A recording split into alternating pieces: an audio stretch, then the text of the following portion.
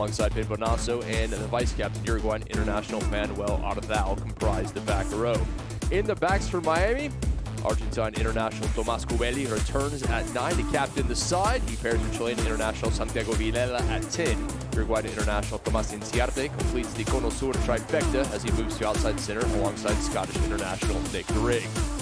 Miami, led by Jose Pelacena, the 47-year-old former scrum half and Los Pumitas head coach. Setúbal has a chance to make his pro debut as a front row replacement. Canadian international Giuseppe Toy moves to the bench alongside the very welcome return of Eric Naposki. Now we'll take a look at the starters for the visitors. 2 changes in the front row from a side that beat San Diego on the road last week. Canadian internationals getting the starts at Andrew Quattrin at hooker and Cole Keith at tight end. Fellow Canadian international Kyle Bailey gets a start in the second row, with Canadian U20 Ethan Pryor getting his first MLR start on the blindside flank. Take a look at the backs. A very welcome return as all eyes are on number 10 as Jason Patros is back from injury, the Free Jacks leading scorer.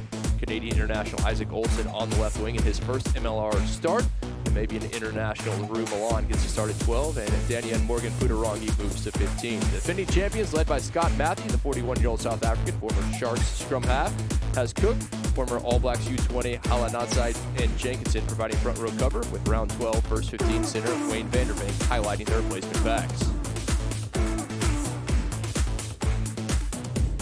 Underway in Miami. Glad to have you with us here on FS2. The Sharks and the Free Jacks Eastern Conference clash here in South Florida. Obviously New England as the defending champion, the favorite here. They took the first matchup between these two back at Fort Quincy earlier in the season. And it is going to be the first points going to the Free Jacks, wasting no time. 3.5 minutes in, and they're able to dot one down. Here's the best look we've had thus far. Broadcast, play that again. Now, don't be fooled, Kit. When you see the ball bounce that high, it does not necessarily mean that it wasn't grounded. Obviously, it won't be a try if it's bounced. That can happen. Mark, you said it here in Miami, these shallow in-goal areas, not a lot of space. He was fortunate to get on the end of that, but was he able to dot it down? You get the grounding, and will he have 5 points to add to New England's side of the scoreboard as well?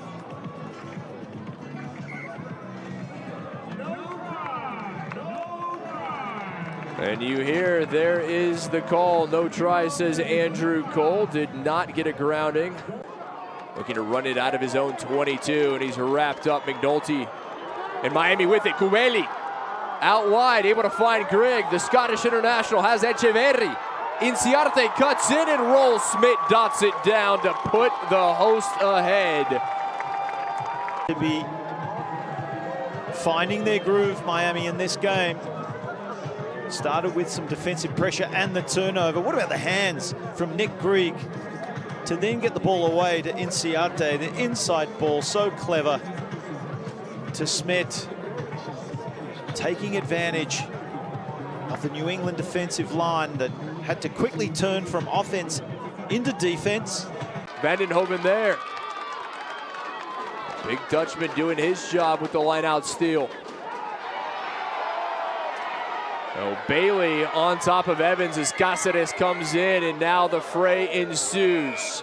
With Rob Evans, and Rob Evans was holding on to him, but might be what happened shortly after when... I'd hate to speculate. Let's leave it to the TMO, shall we? Well, there is the yellow, so Kyle Bailey.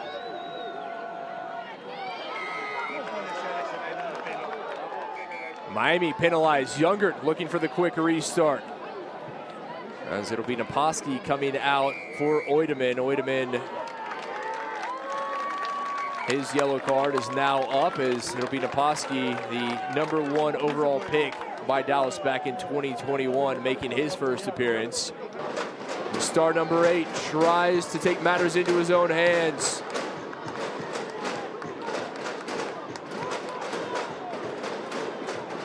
Miami fans willing their team towards the try line. Cáceres! Cáceres dots it down! Tomás Cáceres for the Sharks. And this is your moment of the match and the try and the replay of the match-winning effort. Cáceres coming out of nowhere. Let's not forget the superb build-up from the rest of his team to get to that point. Multiple phases, slippery ball, big New England. Formerly of the Independents, he came through the New England Academy, and he makes his former side pay with what you would imagine will be the winner. There it is. It is final. Cáceres has done it. Miami, final few seconds, and they take the 15-13 victory.